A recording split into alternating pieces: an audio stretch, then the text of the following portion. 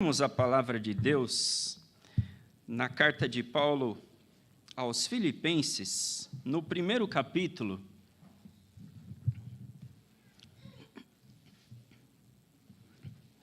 Filipenses capítulo 1, do verso 3 ao 11. No domingo passado, o reverendo Jorge encerrou com os irmãos aqui a epístola aos Colossenses, não é isso? E ao final da mensagem, ele já mais ou menos introduziu o novo tema, dizendo que nós devemos trabalhar o tema uma fé operosa na santificação, na doutrina e na missão. Portanto, nós iremos meditar baseado nesse tema do ano, meus queridos, em cujo texto nós acabamos de abrir. Capítulo 1 da Epístola de Paulo aos Filipenses, versículo 3. Diz a palavra do Senhor: dou graças ao meu Deus por tudo que recordo de vós, fazendo sempre com alegria súplicas por todos vós em todas as minhas orações, pela vossa cooperação no Evangelho, desde o primeiro dia até agora. Estou plenamente certo de que aquele que começou boa obra em vós há de completá-la até ao dia de Cristo Jesus. Aliás, é justo que eu ainda assim pense de todos vós, porque vos trago no coração, seja nas minhas algemas, seja na defesa e confirmação do Evangelho, pois todos sois participantes da graça comigo, pois minha testemunha é Deus, da saudade que tenho de todos vós, na terna misericórdia de Cristo Jesus.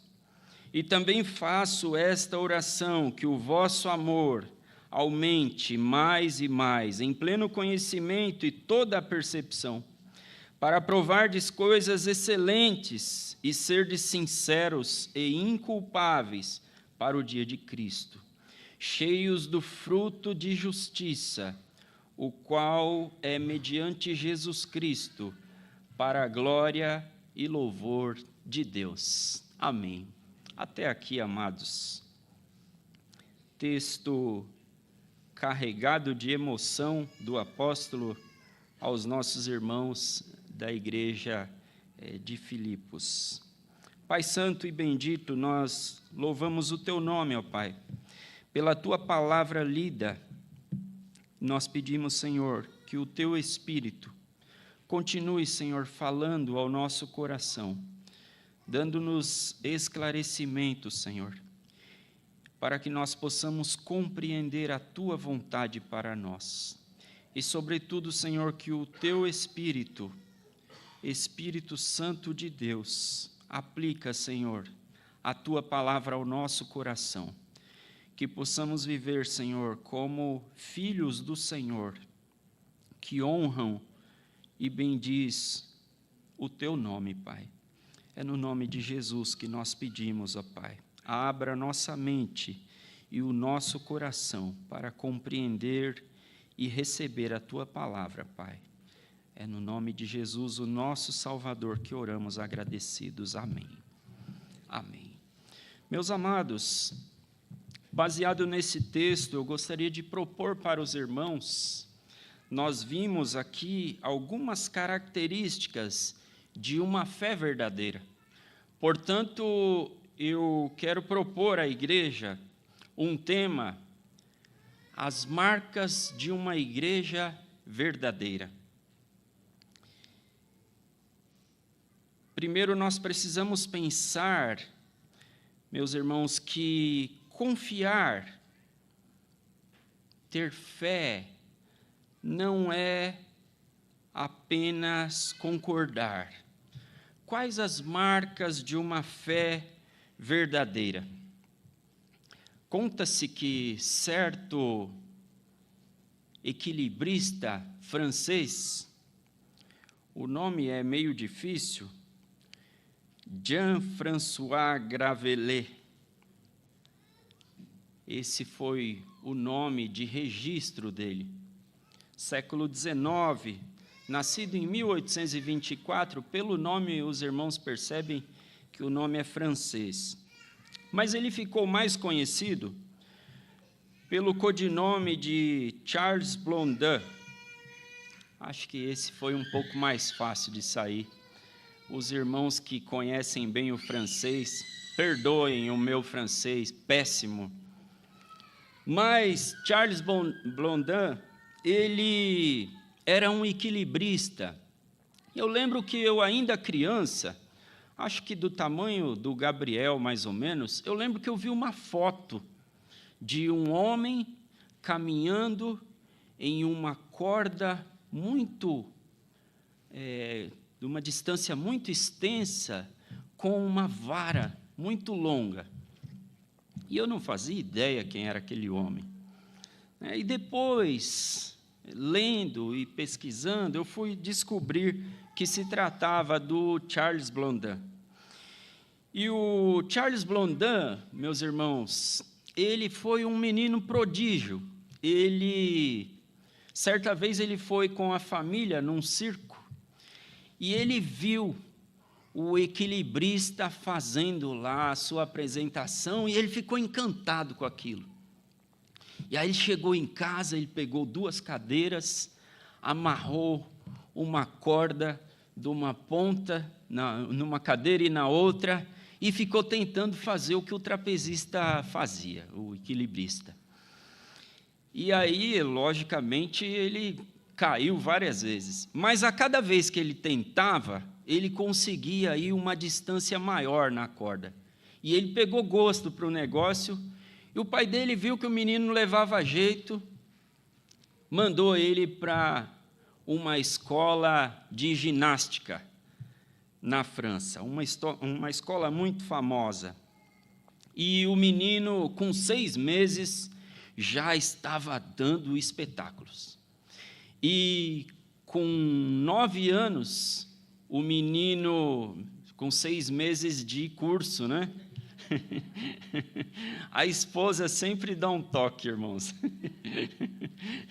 Eu percebi, eu pensei, alguma coisa que está errada não está certa.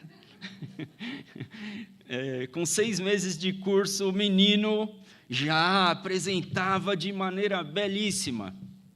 E assim foi, progredindo. Com 9 anos de idade, Charles Blondin, ele viajava por toda Paris, apresentando os seus exercícios lá da ginástica, as suas manobras. E ele foi crescendo e continuava fazendo as suas apresentações. Aos 31 anos, meus irmãos, em 1855, portanto, 4 anos antes de Simonton vir para o nosso país, Charles Blondin viaja da França para os Estados Unidos e fica ali domiciliado em Nova York. E ali ele vai trabalhar em alguns ofícios e, em dado momento, ele pensa: eu vou atravessar as cataratas do Niágara. E aí ele treinou muito para fazer aquilo. Nisso ele já possuía um empresário que conhecia bem o seu trabalho. E assim aconteceu, meus irmãos. No dia 30 de junho de 1859, reverendo Simonton chegou aqui no Brasil dia 12 de agosto de 1859. Portanto, alguns meses antes de Simonton chegar aqui, Simonton estava num navio vindo para o Brasil. O Blondin estava lá aprontando com a sua vara, atravessando uma distância de 340 metros em uma corda esticada. E a multidão aplaudia efusivamente. E ele ele fez isso, meus irmãos, por várias vezes, não apenas no dia 30 de junho de 1859, de forma que as pessoas já sabiam que ele possuía total habilidade para fazer aquela manobra. E Blondin, não contente em atravessar apenas com uma vara longa, ele começou a fazer coisas cada vez mais difíceis. Certa vez ele atravessou com um carrinho de mão. Outra vez ele atravessou com o seu empresário em suas costas. O homem foi corajoso, né? Atravessou agarrado nas costas do Blondin. E várias peripécias ele fez. Chegou a se equilibrar em uma cadeira, em cima daquela corda, no meio das cataratas do Niágara, 350 metros de extensão, 52 metros de profundidade. E outra vez ele vai e atravessa com o carrinho de mão, uma espécie de carrinho de pedreiro, né? Que nós conhecemos. E feita a travessia, o povo vibrava e aplaudia. E Blondin instigou ainda mais aquele povo e dizia: vocês acreditam que eu posso ir novamente? E todo mundo dizia: é claro que sim, né? E ele disse: e vocês acreditam que eu posso atravessar com alguém dentro do carrinho? E todos diziam: sim, sim, é claro que sim. E ele, olhando na plateia, e ele viu a pessoa que estava falando assim mais efusivamente, de forma mais vibrante, ele disse: o senhor está convidado.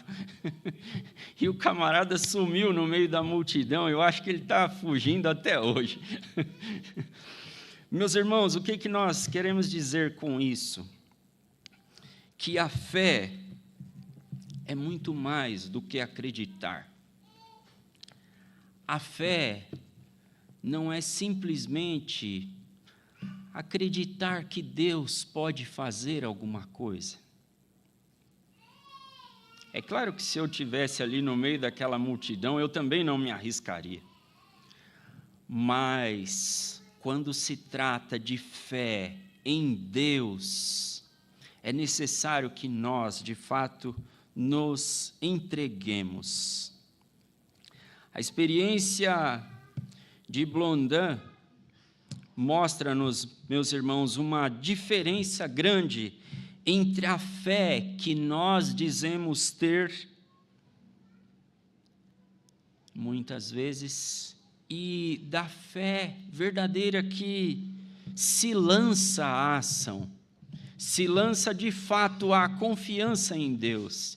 Muitas vezes nós tememos, nós temos dificuldades em, de fato, nos entregar. Crer que alguém é capaz de uma coisa é muito diferente de entregar a própria vida aos cuidados daquela pessoa. É muito diferente. O texto que lemos, meus queridos, Filipenses capítulo 1, não fala de uma fé que apenas concorda com verdades, mas de uma fé que descansa, uma fé que cresce em Deus, uma fé que produz frutos para a glória de Deus, uma fé operante, porque está firmada não em nós, mas em Deus. Paulo, meus irmãos, ele escreve esta carta aos Filipenses de uma prisão. Os estudiosos quase todos são assim, praticamente unânimes em dizer que Paulo estava preso na cidade de Roma, já condenado, por pregar o Evangelho.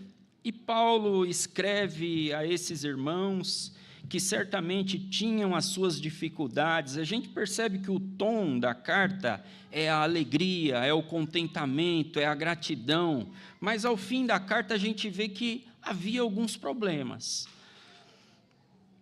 E Paulo, meus irmãos, apesar das dificuldades desses irmãos, e apesar de ele mesmo estar passando por algumas dificuldades, principalmente a prisão, ele não faz orações pedindo coisas para si.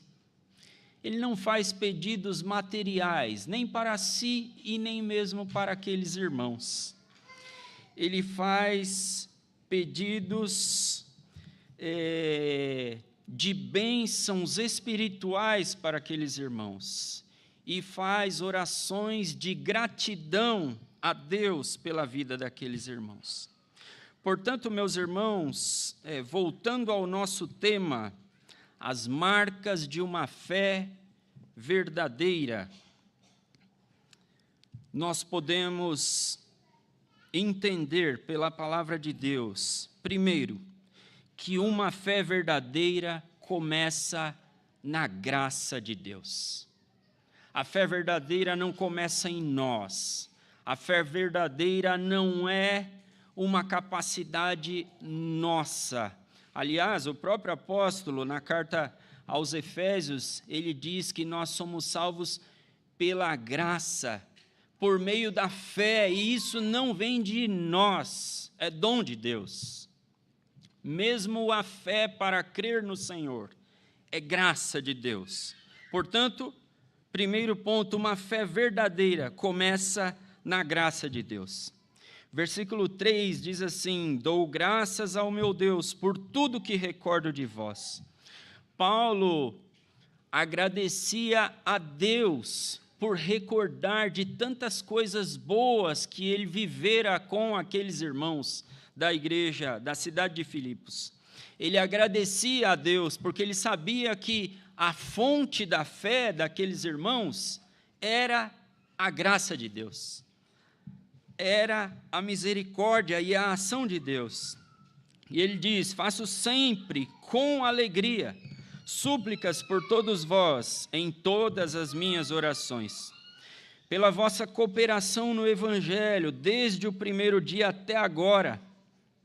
É interessante que o livro de Atos relata isso, quando Paulo chega na cidade de Filipos, em uma de suas viagens missionárias, e ali é convertida uma mulher, Lídia, que trabalhava com púrpura, que era uma tinta para tingir tecido, e aí ela convida Paulo e os companheiros, ela se converte ao Evangelho, convida eles a permanecer na casa dela, e ali nasce a congregação, a igreja de Filipos. E Paulo escreve a esses irmãos: olha, eu dou graças a Deus pela vossa cooperação no Evangelho, verso 5, desde o primeiro dia até agora, desde aquele dia que ele foi hospedado na casa de Lídia, e ele via essa congregação crescendo para a glória de Deus. E aí o versículo 6, meus irmãos, que inclusive concorda com o hino que acabamos de cantar, ele diz: estou plenamente certo de que aquele que começou boa obra em vós há de completá-la até ao dia de Cristo Jesus. Porque Paulo dizia que ele estava certo, que o Senhor podia preservá-los e confirmar a boa obra, completar a boa obra. Porque Paulo sabia que a fé verdadeira não é uma obra nossa, mas é uma obra de Deus. E se é uma obra de Deus, nós podemos estar confiantes que o Senhor completará a boa obra que Ele começou. Meus irmãos, quantas vezes nós passamos por dificuldades e nós nos entristecemos e nós, por vezes, achamos que não tem mais jeito, mas a palavra de Deus nos convida, meus irmãos, a entendermos que uma fé verdadeira começa na graça de Deus, e se começa com Deus, Ele é poderoso para completar. Ele é o autor e o consumador da nossa fé. Deus começa a obra. Deus é que sustenta a obra em nosso coração. E Deus é que conclui a obra. É interessante que Pedro, apóstolo de Jesus Cristo, por vezes ele vacilou. Aliás, muitas vezes. E o Senhor Jesus diz a ele: Pedro, Pedro, o diabo cirandou para peneirar tua alma como trigo, mas eu intercedi por você. Portanto, meu irmão, minha irmã, o inimigo não tem poder sobre a nossa alma, sobre a nossa vida. João 17, o Senhor Jesus diz: Pai, eu não oro pelos do mundo, mas eu oro por esses que creem em Ti. E não apenas por esse, mas por aqueles que haverão de crer, Senhor. Ele orava por mim e por você, ali antes da cruz. Portanto, meus irmãos, sigamos com confiança. João Calvino, ao comentar esse versículo, ele disse: a perseverança dos santos não depende da constância deles, mas da fidelidade imutável de Deus. É Ele que nos sustenta. Em outros textos, Paulo fala da responsabilidade de desenvolvermos a fé, mas aqui ele enfatiza a graça e a ação de Deus como operadora dessa fé. Talvez, meu irmão, minha irmã, você esteja cansado, talvez instável, desanimado, mas esse texto, ele não diz, se esforce mais, mas ele diz, confie naquele que começou a boa obra. Não depende de nós, mas do Senhor. Confiemos no Senhor e Ele nos dará força. Segundo ponto, meus irmãos, marcas de uma fé verdadeira. Uma fé verdadeira cresce em santificação e em doutrina. Não é porque o Senhor nos salvou que nós permaneceremos inertes. Não. É natural que uma criança que nasceu, e a Bíblia chama muitas vezes a conversão de novo nascimento, é natural que essa criança cresça, que se desenvolva, a não ser que tenha algum problema de saúde, alguma coisa esteja errada. Portanto, meus irmãos, a fé verdadeira, ela cresce em santificação e também na doutrina. Versículo 7 a 10 diz: aliás, é justo que assim eu pense de vós, porque vos trago no coração, seja nas minhas algemas, seja na defesa e confirmação do Evangelho, pois todos sois participantes da graça comigo. Uma fé operosa, pois a minha testemunha é Deus, da saudade que tenho de todos vós, na terna misericórdia de Cristo Jesus. E também faço esta oração, que o vosso amor aumente mais e mais, em pleno conhecimento e toda percepção, para aprovardes coisas excelentes e serdes sinceros e inculpáveis para o dia de Cristo. Aleluia. Meus irmãos, Paulo ora para que a fé daqueles irmãos cresça em amor, para que a fé daqueles irmãos cresça em conhecimento, para que a fé daqueles crentes crescesse em discernimento. Isso é a santificação bíblica. É a santificação que progride.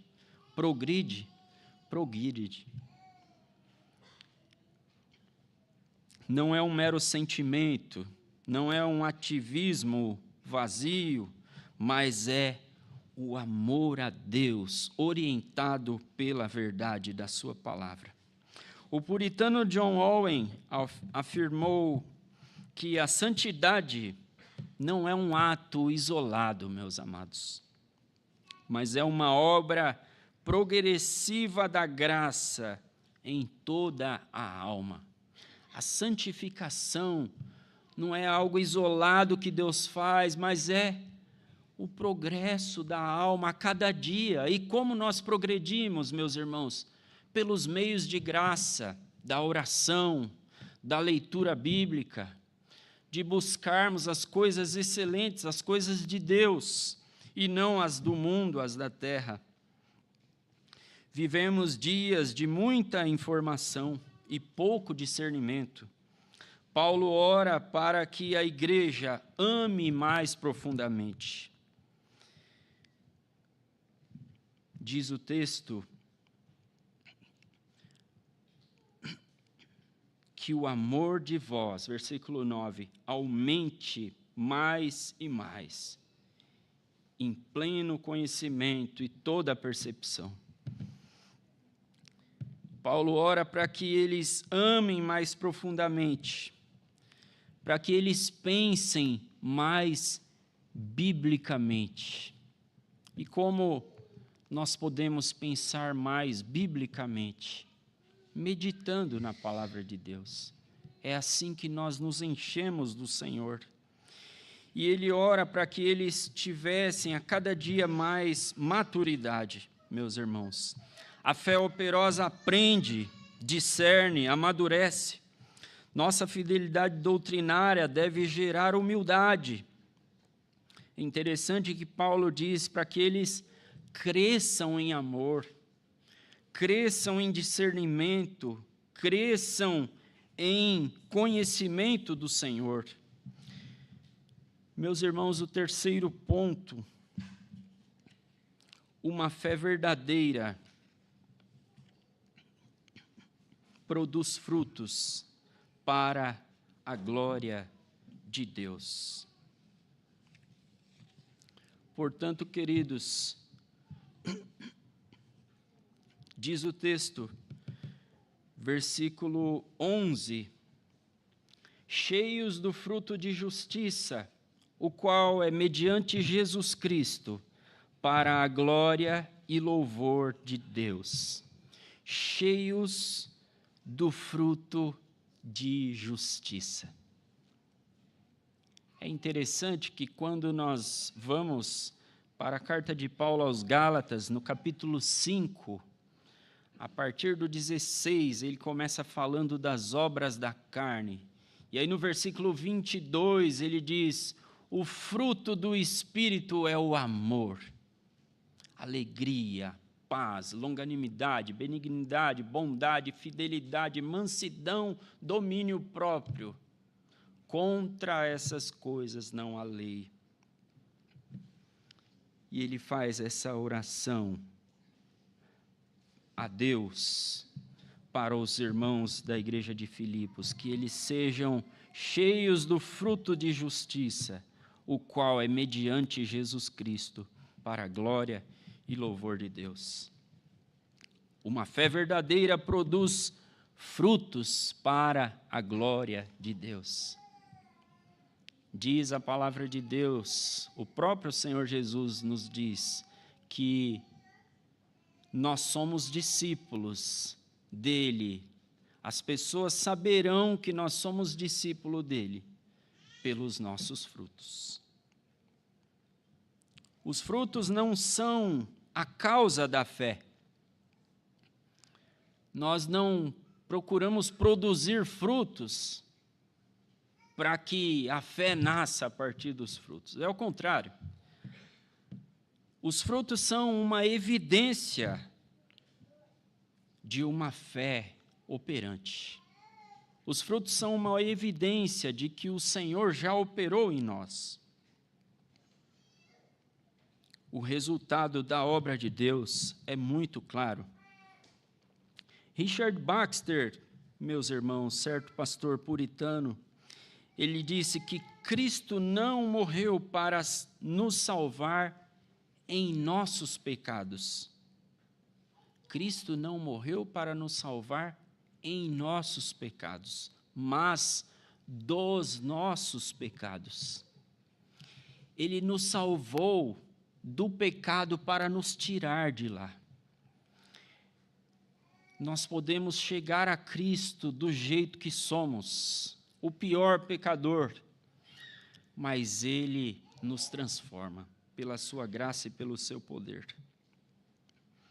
A fé verdadeira produz frutos para a glória de Deus. Depois, meus irmãos, de tantas lições aprendidas aqui, nós podemos entender que o Senhor nos chama a não apenas resistir às dificuldades, mas a frutificarmos no caráter, na comunhão, no testemunho. Onde Deus opera, a mudança certamente acontece. A fé progride, os frutos aparecem.